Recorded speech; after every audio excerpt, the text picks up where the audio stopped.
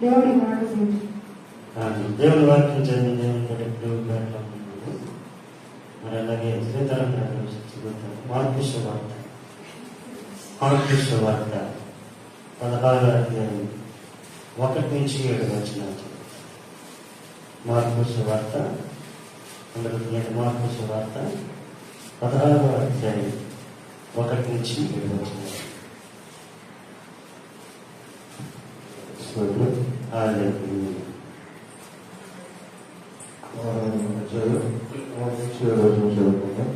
విశ్రాంతి దినమున గడిచిపోగానే మగ్దలేని మరియయు యాకోబు తల్లి అయిన మరియయు సొలొమీయు వచ్చి ఆయనకు సుగంధ ద్రవ్యములు కొనిది. వారు ఆదివారము పెద్దల కడనే లేచి బయలుదేరి సూర్యోదయమైనప్పుడు సమాధి యొద్దకు వచ్చుచుండగా సమాధి ద్వారము నుండి మన కొరకు ఆ రాయి ఎవడు పొడిచినని ఒకరితో ఒకరు చెప్పుకొని చూడని. వారు వచ్చి పొడనెత్తి చూడగా రాయి పొల్లింపబడి యుద్ధుట చూచిరి. ఆ రాయి ఎంతో పెద్దది. అప్పుడు వారు సమాధిలో ప్రవేశించి తెల్లని నిలువుటకి ధరించుకుని ఉన్న యొక్క పరుచువాడు కుడివైపున కూర్చొని చూచి మిగులు కలవరపడి అందుకు అతడు కలవరపడకుడి, శిలువ వేయబడిన నజరేయుడకు యేసును మీరు వెతుకుచున్నారు. ఆయన లేచి ఉన్నాడు, ఇక్కడ లేడు. వారు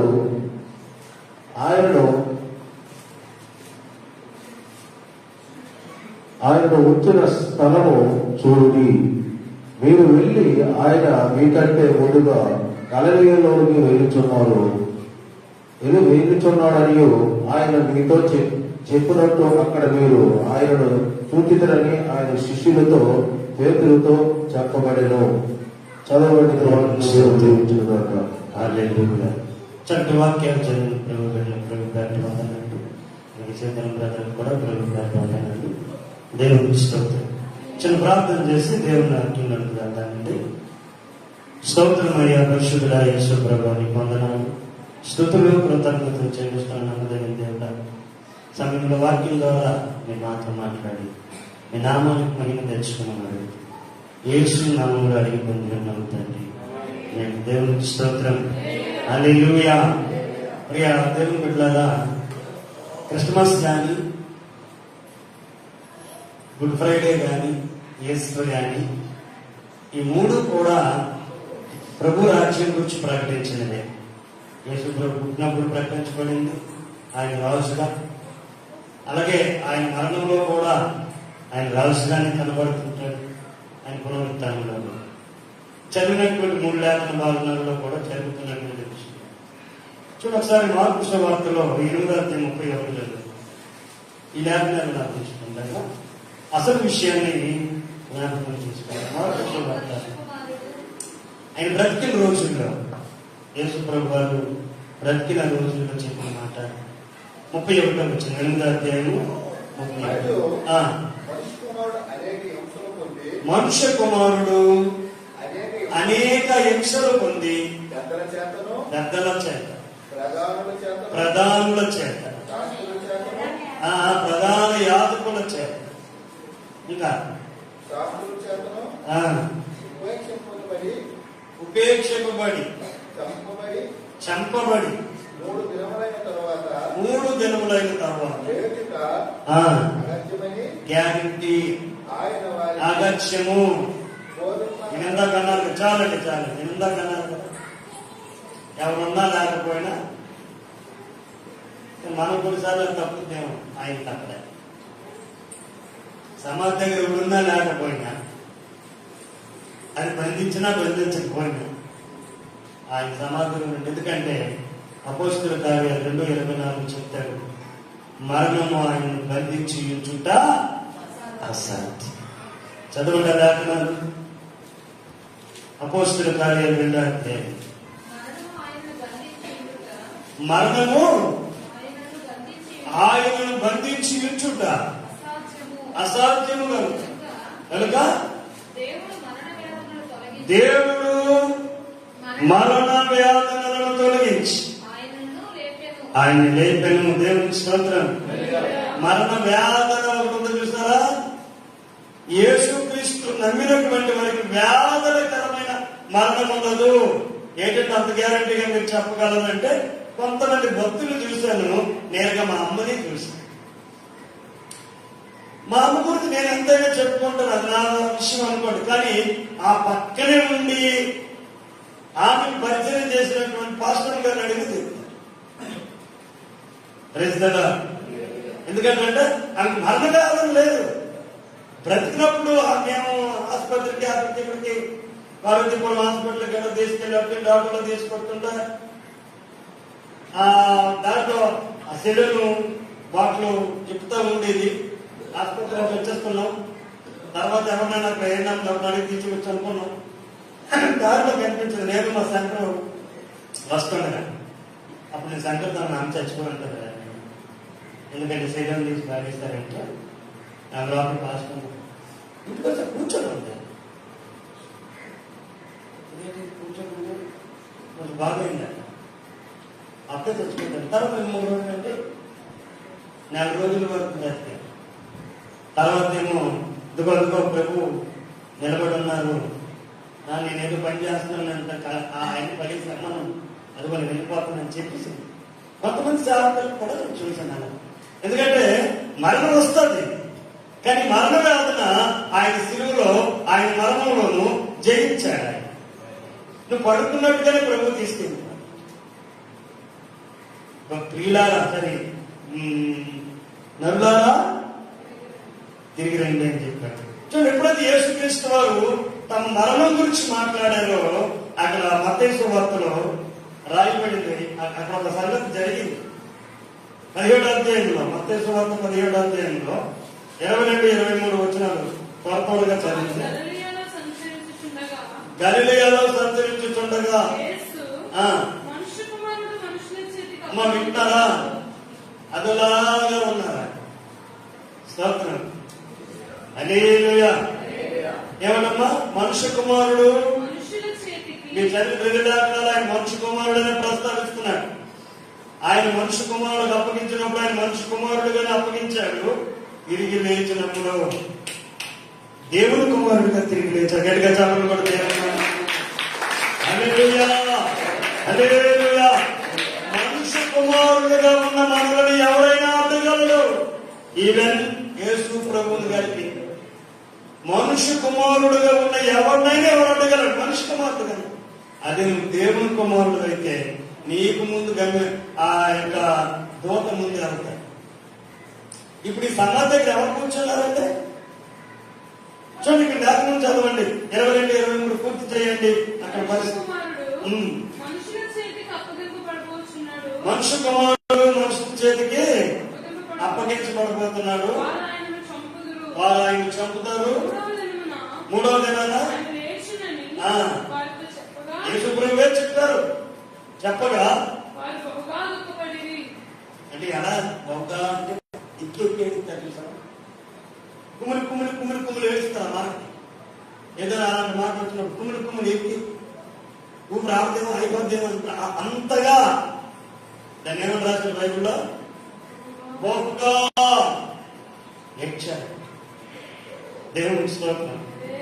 ఇప్పుడు మరణంలో నుండి తిరిగి లేచినప్పుడు మరణం ఆయన ఏం చేయలేదండి? బ్యాన్ చేయలేదు. ఎవరైనా బంధించారు, ఎవరైనా బంధించారు.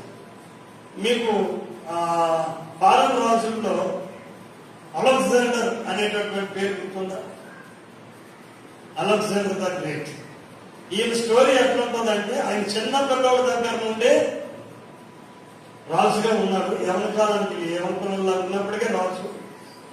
భూమి మీద కాలు పెట్టకుండానే యుద్ధాలు చేసుకొచ్చి దానికి దానియేలు గ్రంథంలో ఏమని చెప్తాడంటే, ఒక ఘట సర్పం సముద్రంలో నుండి వస్తుంది, అది నేల మీద కాలు పెట్టకుండానే సమస్తాన్ని జయిస్తుంది అని చెప్పుకొచ్చారు దానియేలు గారు.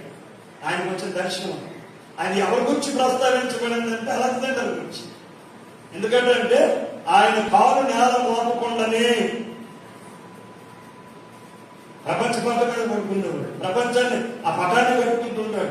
ఎందుకంటే ప్రపంచం అంతా నేను జయిస్తాను. ఒక దోమ గారు చచ్చిపోయాడు ప్రపంచాన్ని జయించడానికి. ఎక్కడ యుద్ధానికి వెళ్ళి కాలు ఆ యొక్క సైనిక శిబిరం దగ్గర కాలు మోపేవాడు. రామం సమాధికి సంబంధం ఏంటి? ప్రతిసారి లేచారా? మనం ఆయన లేచాడని గుర్తు చేసుకుంటున్నాం. ఈ కనీసం ఆ జ్ఞాపకాలు కూడా పెట్టుకోరు ఆ రోజు. కాకపోతే సమాధులు మాత్రం నీట్గా అప్పుడు అది కాదు. ఇక్కడ ఏమంటున్నా చదవండి. మీరెందుకు సజీవుడైన వారిని మీరెందుకు మృతులను వెతుకుతున్నారు? ఆయన ఇక్కడ లేడు, ఆయన లేచున్నాడు. రైసా ఆయన లేచున్నాడు. ఎంతమంది ఎందుకు లేవాలి? లేచిన తర్వాత ఏం చేస్తారో దానికి ముందుగా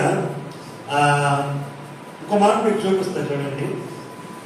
మత్తయి సువార్తలో ఈ 1-7 వచ్చిన జరిగేందులో ఆయన పునరుత్థానం చూచిన వారు ఎవరు? ఆ 3 వచ్చిన వాళ్ళు లేదా 4-5 వచ్చిన వాళ్ళు ఏముందంటే ఆయన తిరిగి లేచే విధానాన్ని చూసి అక్కడ అతని యొక్క విధానం చూసి ఆ పొజిషన్ చూసి వారు సచ్చిన వారు వలే ఉన్నారని రాయబడి. వారు ఎలాగొన్నాడు? ఆయన తిరిగి లేచేసరికి సచ్చిన వారు పడున్నారట. సీల్ చేస్తారు, బంధించారు. ఇదిగో వంచుకుడు అన్నారు యేసు ప్రభు.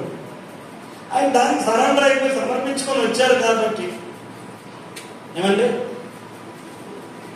మనం సమర్పించుకోండి. 30 మందికి భోజనం అనడానికి మీటింగ్, 300 మందికి భోజనం అనడానికి మీటింగ్. చిచ్చి పోవడం ఇలా పేట పొలాలను పెట్టారు. మన అందరూ భోజనం తలుపుతుంటే అన్నదండి మీటింగ్ మాత్రన్నాను. దేనికోసం మీటింగ్ ఫోను తొక్క చిచ్చి ఈ దీవెన పెట్టారు. దేవం కాకుండా వేసినాను చిల్లర దాచుకుంది చాలు. 30 మంది భోజనం వేసి రక్తం ఇచ్చాయి. దానికి నువ్వు ఎంత చెప్తావు, నువ్వు ఎంత చెప్తావు? అది కాదు. 300 మందికి పెట్టావంటే ఒక అర్థం ఉంది. 500 మందికి పెట్టావంటే ఒక్కరితో అవ్వదు. అయినా స్తోత్రం చెట్టుబాట్లు ఉండాలా పట్టుకెళ్ళారా? లేకపోతే ముఖ్యంగా మీ వర్త నేర్చుకుని అడగంటారు. కాదు కాదు కాదు కాదు చూడండి అక్కడ చెప్తున్నాడు. ఆయన తిరిగి లేచే విధానాన్ని చూడండి. 2సారి 3సారి పడితే కోటి మీద పడుతుంది. దూరంగా పెట్టుదండి. ఈ చేతి పక్కన దూరం పెట్టు. ప్రైజ్ ది లార్డ్, హల్లెలూయా. పునరుత్థానాన్ని చూసిన వాళ్ళు ఏమైపోయారంటే అసలు యేసు ప్రభు ఎంతమందిని పునరుత్థానం చేశాడు? బైబిల్లో ఎంతమందికి పునరుత్థానం ఇచ్చాడు తెలుసా మీకు? ఆయన చెప్పండి మీకు గుర్తున్నది. లాజరుని సమాధి దగ్గరికి వెళ్ళి యోహాను 11వ అధ్యాయంలో అంతేనా? అక్కడేనా? లాజరు బయటకు అంటే వచ్చి విధవరాలు కొన్నాడు పాడి ముట్టుగా ఒక ఆవిడ అంటుంది, పాస్టర్ మా పిల్లలు వినరు, సమాధి పెట్టులో కట్టుకో. ఏమన్నా చచ్చిపోయిందా?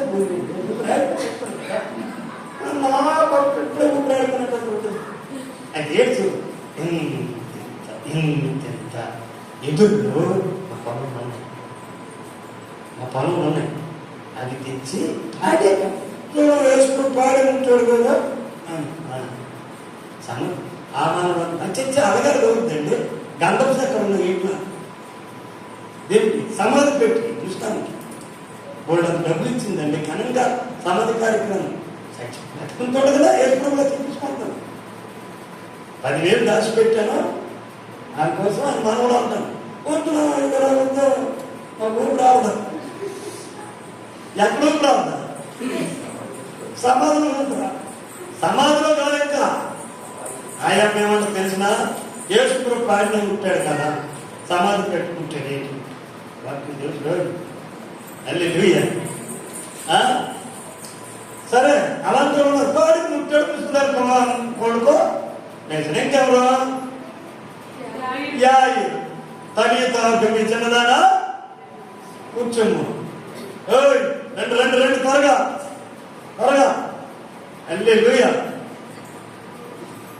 Praise the lord. ఇప్పుడు ఎంతమంది వేస్తారండి?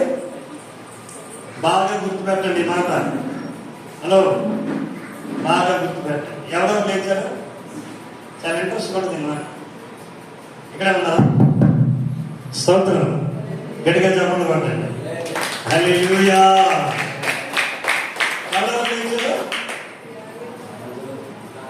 యాయీరు కుమార్తె, యెదోరాలు కుమారుడు, లాజరు, బేతనియా లాజరు. ఒరే, ముగ్గురు లేచారు. ఊరుకోపయోగం లేకపోవడం వల్ల ఎవరికి ఉపయోగం? ఏమైనా సువార్థికులుగా వెళ్ళారా? అపోస్తులుగా వెళ్ళారా? యేసు ప్రభు తిరిగి లేచాడంటే ఆయన వలన 500 మంది కనిపించాడు. ఆయన పరిశుద్ధాత్మను ఊది మీరు శక్తి పొందండి అని చెప్పి, బతుకు మనుషులు పట్టే దారులుగా ఉండాల్సిన వాళ్ళు మళ్ళీ శాపలు పడతామంటే వాళ్ళని పిలుచుకొచ్చి ధైర్యం చెప్పాడు, ఆదరించాడు, పక్కలను చూపించాడు. అది వాళ్ళు సాయంకాలాన మనమే తెలుసుకుని తిరిగి లేచాడని చెప్పడానికి వెళ్ళడానికి సిద్ధపడుతున్నాం. కానీ శిష్యులు ఏమయ్యారు తెలిసినా, అలా చెప్పడానికి విషయం తెలిసినా వాళ్ళకి ఉదయమే తెలిసింది. ఎక్కడ దాగుంటే మంచిది బెదరు? యూదులు మనల్ని కూడా తిరిగేస్తారా? ఎక్కడ దాగుంటే బెదరు? ఒక ఎక్కడ దాగున్నాను, కానీ అక్కడికి వెళ్ళాడు. ఎత్తుకున్నాడు. వెళ్ళి మీకు సమాధానం కలుగును గాక, ఇదిగో రండి అని అతను ప్రత్యక్షపరచుకున్నాడు. అతను ఏం చేసుకున్నారండి? ప్రత్యక్షపరచుకున్నాడు. చూడండి, ఆ ఐ కమాండింగ్ అని ఒక మాట చెప్తారు. మత్తయి సువార్త 28:16 వచనం నుండి 20 వచనం వరకు చదువుదామా?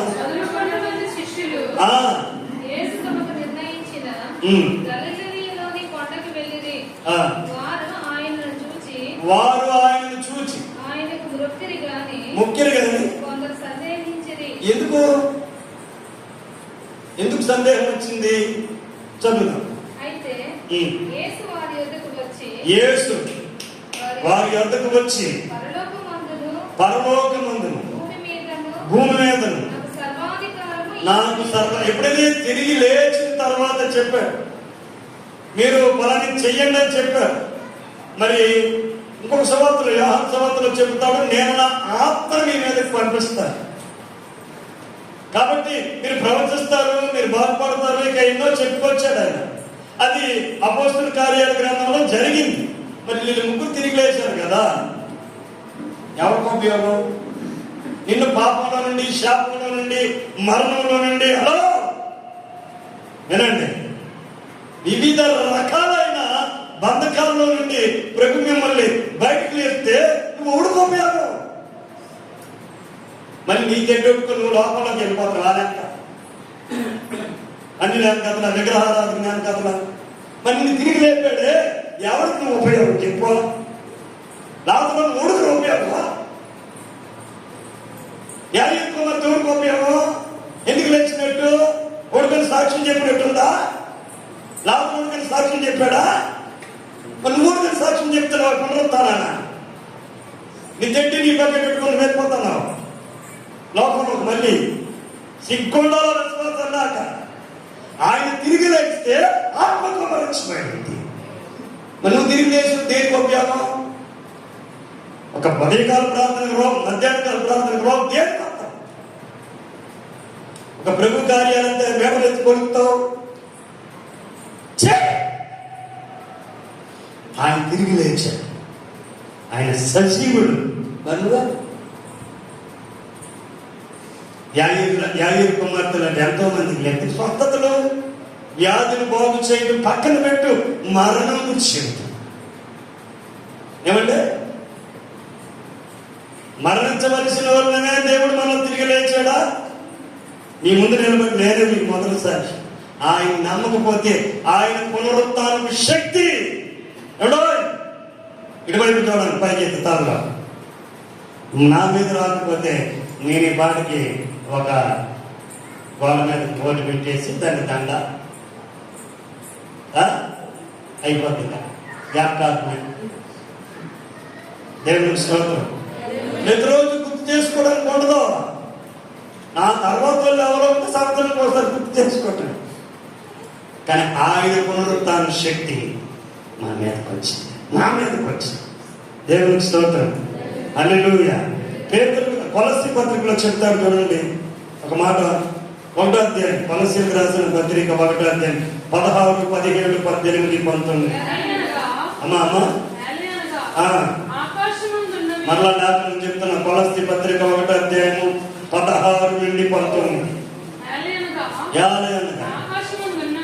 ఆకాశమందుని భూమి అందున్నవి దృశ్యమైనవి గాని అదృశ్యమైనవి గాని అవి సింహాసనాలే అయినా మా ప్రభుత్వాలే అయినా ప్రధానులైన అధికారులైన సర్వము ఆయనలోనే సృజించబడి సర్వమును ఆయన ద్వారా ఆయనను బట్టి ఆయన అన్నిటికంటే ముందుగా ఉన్నవాడు. ఎవరంటే ఆయన తిరిగేసి ఉపయోగాలు అవి. ఆయన యందు సర్వ సంపూర్ణత ఉందట. చదవండి అన్నమాట. శరీరము, సంఘము అనే శరీరమునకు, సంఘము అనే శరీరమునకు ఆయన శిరస్సు. నువ్వు నీ ఇంటికైన శిరస్సు కొన్నావా? తిరిగి లేచి కొన్ని ఒంటికైన శిరస్సు కొన్నావా? నీకు దేవుడు ఎన్నింటిలో నుండి బయటకు తీసుకొచ్చాడు చూడు.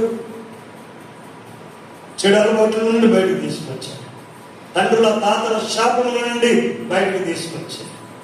ఎన్నోసార్లు నా వ్యక్తిగతంగా ప్రార్థన చేసిన ప్రభుకే ప్రశ్న వేస్తాను, అసలు నేను ఊరికి ఉపయోగం? నేను నమ్మి 10 సంవత్సరాలు అవుతుంది, ఎవరికి ఉపయోగం? నా వల్ల ఉపయోగం లేనప్పుడు ఏం చెయ్యకు. ఉపయోగం ఉంటేనే ఎన్ని చెయ్యి. నీవు నన్ను ఓడుకోకపోతే, నిన్ను ఉపయోగించుకోకపోతే, దానికి చెప్తున్నా. ఒక మాల్ స్టాల్, ఒక స్టాల్ ఉంటున్నా, మాల్స్ షాపింగ్ మాల్కి వెళ్ళినప్పుడు నాకు ఇది నచ్చింది. ఆశకి ఏమన్నదంటే, ఎందుకు అందరు ఉన్నాయి కదా అమ్మగారు, ఇక్కడ నాకు నచ్చింది. సరే 200 అయినా కానీ అమ్మను కొన్నింటి దాచుకుంటున్నా, కొనేటి చేయదా? బైబిల్ ఇదే నా బైబిల్లా నాకు నచ్చింది. ఇది ఏమున్నాయే అక్కతో పెట్టింది, పెట్టాక నా బైబిల్ నాకు నచ్చింది, నేను వాడుకున్నాను. ఇది పొందవస్తుంటే రేపు పొద్దున్న తుడుస్తున్నప్పుడు దొరికిందంటే అందరూ పెట్టి దేనికండి కొన్నారు అంటారు. దేవుడు తన రక్తం ఇచ్చి నిన్ను నన్ను కొన్నాడు. ఆయన నిన్ను చెప్పాడు. దీనికంటే అమ్మని మనం నదుగా అంటున్నా, ఆయన తన రక్తం ఇచ్చి హలో నిన్నెందుకు అన్నాడు? పునరుత్థానుడు ఆయన అయితే పునరుత్థాన శక్తి నీకు ఇచ్చింది. రక్తం ఆయన కారిస్తే రక్తం రక్షణ మనకు వచ్చింది. రక్తం పోయింది ఆయనది, రక్షణేమో మనం. పునరుత్థానుడు ఆయన, దాని ఎఫెక్ట్ మనది. మనం చెప్పానుగా 3 భక్తులు లేచారు. ఇప్పుడు సూర్యగ్రహణం ఉందంటే ఆ ఇంటి మీద దైవజనుడిగా ఉండడానికి ఏర్పాటు చేసిన ఇంట్లో తన కుమారుడికి మరణం వచ్చినా, ఎందుకంటే అవకాశం ఉంది, బాగు చేశాడు. సరేపత్తి విధవరాలు ఉంది, ఏరియాగా భోజనం పెట్టింది, పాపం కుమారుడు చచ్చిపోయాడు. ఏరియా కాలంలో ఇప్పుడు ఏమీ కాకుండా విధవరాలు కుమారుని బాగు చేశాడు. ఏమి పోతున్న పాడి, ఆ పాడి పొయ్యి తీసిన మాత్రం డబ్బులు ఎవరా? కుమారుడు బతికేశాడురా, ఆయన డబ్బులు ఎవరా? మా తాగడానికి డబ్బులు మరి కుమారుడు బతికేశాడు కదరా, మరి భూమిలో మన సంబంధం ఏమో మాకు తెలియదు. లాభ సమాధులు బయటకు వచ్చిన తర్వాత సమాధానం అనుకుంటాడు. నేరక పోయి సమాధానం 4 రోజులు బయటకు వచ్చేస్తే ఏసుకోపోయి వచ్చి బాగు చేసింది కదా. ఎంతవరకు ఏడ్చిందల్లా వేస్టేనా? మీరు నవ్వు చేయకండి, నిరుకుండా అవుతండి, బోధన పిలిచారా అని ఎంకరేజ్ చేశారు. ఏడ్చిన వాళ్ళందరూ నిరుపమని బయట కన్నా వేసుకోండి, 3 రమ్మన్నాడు. ఏమరా అవతారాలు మార్చారు, ఇంట్లో ఇల్లు అనుకున్నారా? ఈ కోట్లు సూట్లు చూడకుండా ఏమన్నా పై వస్త్రాలు తీస్తారు భక్తులు. హల్లెలూయా. ఆ పై వస్త్రం ఈరోజు చేశారంట. వాళ్ళకి పునరుద్ధరణ శక్తి వాళ్ళు దిగొచ్చింది. హల్లెలూయా. ఏమరా మోరకాలతో మేర చూడితే మా సబ్స్క్రైబర్స్ సైన్స్ వస్తాను. దేవుని స్తోత్రం. నీవు చూడండి, యేసు తిరిగి లేచాడు, పరిశుద్ధాత్మ నీ మీదకి వచ్చాడు.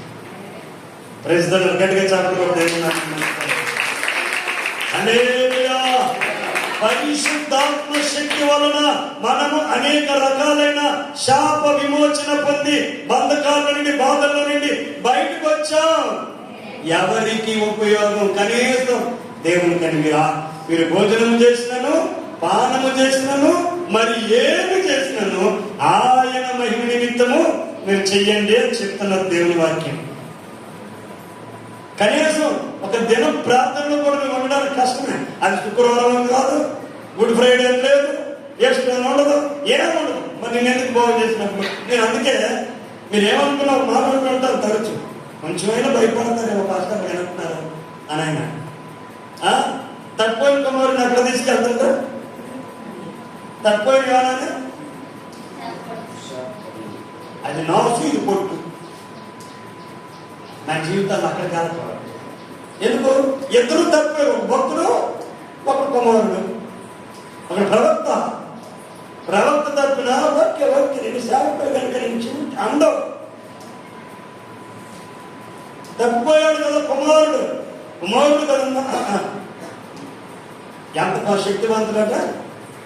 తండ్రిని ఆకర్షించే కుమారుడు ఎవరు పరిగెత్తారండి? కుమారుడు దగ్గర తండ్రే పరిగెత్తి మెడ మీద పడి ముద్దు పెట్టి పంపలు అర్పించుకొని ఇంటికి తీసుకొని వచ్చి ఉంగరం పెట్టేసేసి భోజనాలు ఏర్పాటు చేసేసి ఇది కుమారుడు చేసి ముందే ఏమైందా? ఇవన్నీ ఎందుకు చేసినట్టు వాటెత్తడం అండి, వాటెత్తడా? అక్కడ చెప్పబడిన మాట ఏంటంటే ఎవరాలు లోకల్ వార్త 15 లాస్ట్ మాటలో 13 లాస్ట్ అమ్మా. ఈయన కుమారుడు తప్పిపోయి దొరికాడు, చచ్చిపోయి బ్రతికాడు. యోనా కక్కింది తినేగా అక్కడ రాయబడింది. అది ఒక ప్రత్యేకమైనది. నీకు కూడా ఒక ప్రత్యేకమైన ఏర్పాటు చేయకుంది. ఆయన పునరుత్థాన శక్తిని మనం పొందినాం. పేతురుకు మాట్లాడుతూ ఆ మాట నేను ముగిస్తున్నాను. 1 పేతురు పత్రిక. ఎందుకంటే సంఘమునకు శిరస్సు ఆయన తన ఆత్మ ద్వారా నీకు స్వస్థత, ఆయన ఆత్మ ద్వారా నీకు విడుదల. రేపు చనిపోతే ఆయన ఆత్మ ద్వారా నీకు పరదేశం. ఆయన తిరిగి లేచి మన ఉపయోగం. నువ్వు ఎన్ని బతికుతున్నా కదా, బతికేస్తున్నా కదా, ఊళ్ళో ద్వారా దిగేస్తున్నావు రాత్రానిక పగలనక. నీకు ఏ ఉపయోగం? దేవుడికైనా, సంఘానికైనా, నీకైనా, నీ ఇంటికైనా, పిల్లలకైనా ఏం ఉపయోగం ఉందా? నువ్వు సంపాదించింది ఆ రోజు తీసుకొచ్చి మీ ఆవిడకి సగం, పిల్లలకు కొంత ఉన్నది దాచుకోండి అని ఎత్తనవా? ఏమలే ఏమన్నా చెప్తాడు. 1 పేతురు పత్రిక 1:4 వచ్చింది.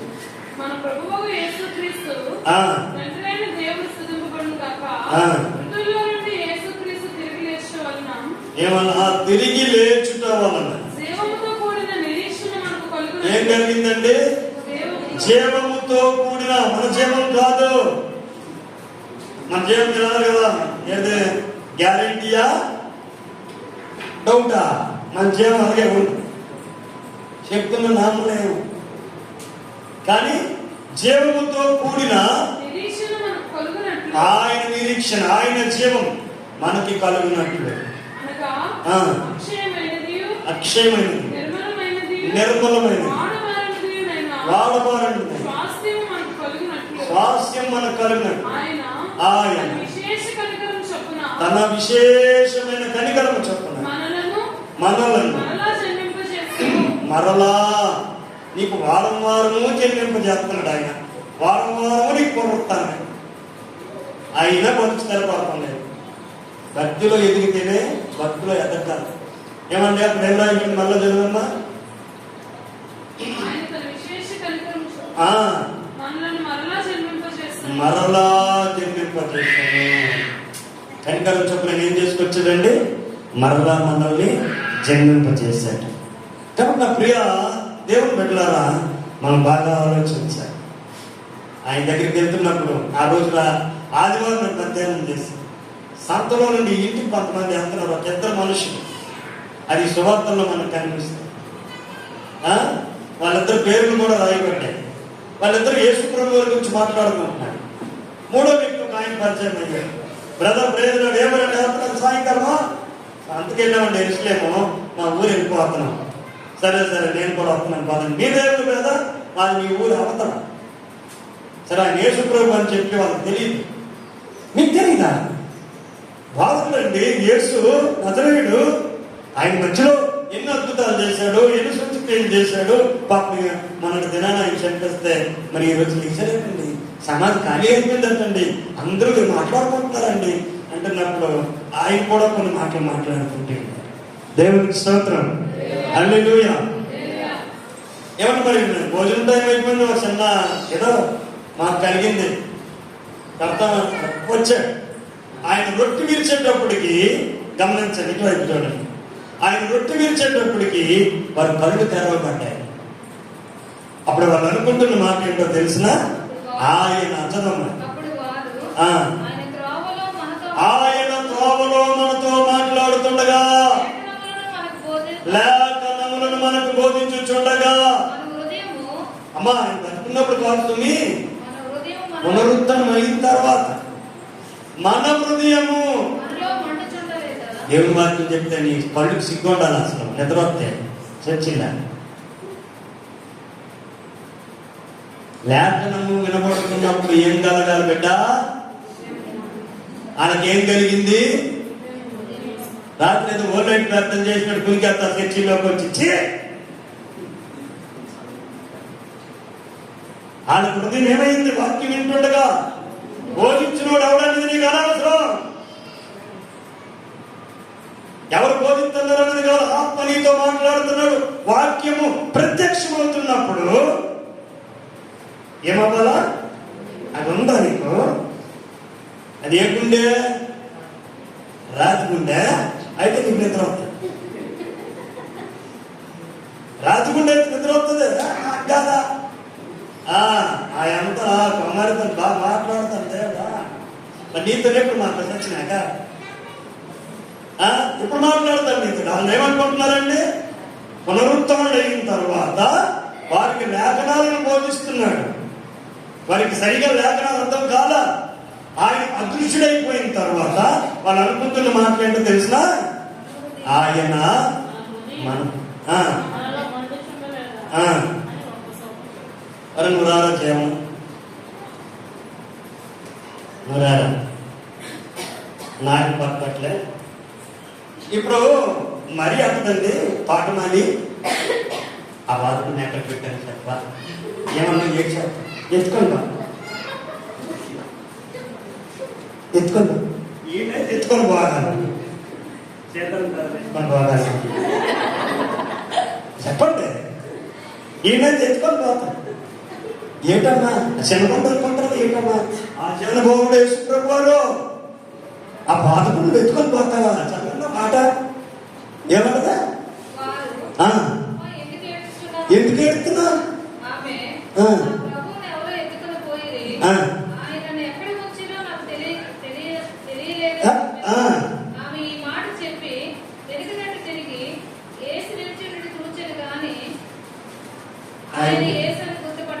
నాకు ఇస్తే అసలు దగ్గరికి రాలా?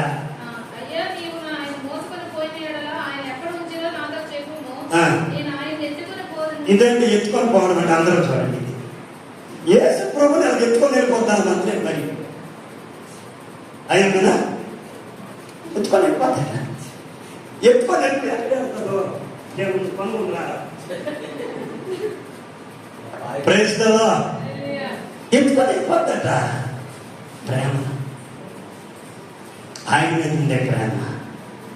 మనం బైబిల్ ఎత్తేస్తాం కానీ ఎత్తుకోలేము, బైబిల్ ఎత్తేస్తాం. కాబట్టి ఆయన పునరుత్థానం అయిన వలన ఉపయోగం ఏంటంటే పరిశుద్ధాత్మ మన మీదకి వచ్చాడు. ఆత్మపూర్ణమయ్యాం. పాపం నుండి తాతల నుండి వచ్చే శాపం, దుర్నీతి బంధకాలు విడుదల పొందాయి. తిరిగి లేచాం. ఆయన పునరుత్థాన భాగం మన మీదకి వచ్చింది. Praise the Lord. హల్లెలూయా. మనం లేచాంగా సార్, మనం లేచాంగా సలాడియా దేనికి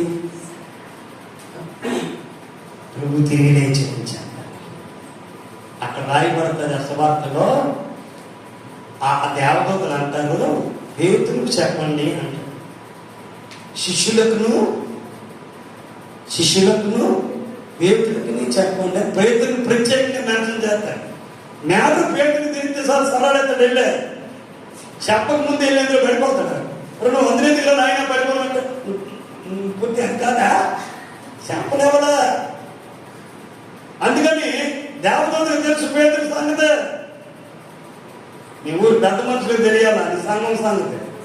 దేవునికి స్తోత్రం. నీకే తెలియదు నీ సంగతి, ఇంకేం చేస్తావు? ఎందుకంటే సంఘము దేవునికి స్తంభముగా ఉందండి. సంఘము దేనికి స్తంభంగా ఉందట? సత్యమునకు స్తంభము. సంఘము సత్యమునకు స్తంభము. రానున్న దినాల్లో ఎలా 500 రాగద్దు. మేము సత్యవంతులు, నేను వెయ్యాలనుకున్న వాళ్ళకి ఒకటి అర్థం అని చెప్పాను. మా సంఘానికి ఉపయోగం చేసిన ఊరికైనా మేము నిలబడతాం అని చెప్పగలుగుతాను. అంతేగాని ఇలా మీరు తీసేసుకొని ముందు నేను పరిస్థితులు అని చెప్పకండి. కొందరు పొట్టుకొని వెళ్ళిపోతే తినే కొడుకులోకైనా పోతారు, మొత్తం అయిపోతుంది వడ్డీతో పాటు. దేవునికి స్తోత్రం. పునరుత్థానపు రక్తం నీ మీద ఉంది. పునరుత్థానం యొక్క రక్తం ఆ శాపాలన్నీ నీ మీద నుంచి ఆయన మీద ట్రాన్స్ఫర్ అయిపోయినాయి. నువ్వు దేవుని పరిశుద్ధుడు. కాబట్టి ఆ మాటలు నేను వింటున్నప్పుడు బాధ కలగాలి. ప్రభు నిజమైన తప్పిపోతాను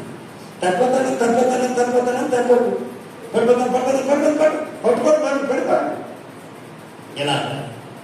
కాబట్టి పునరుత్థానం దేవునితో మాట్లాడుతున్నాను. ఆయన యందు సర్వ సంపూర్ణత ఉంది.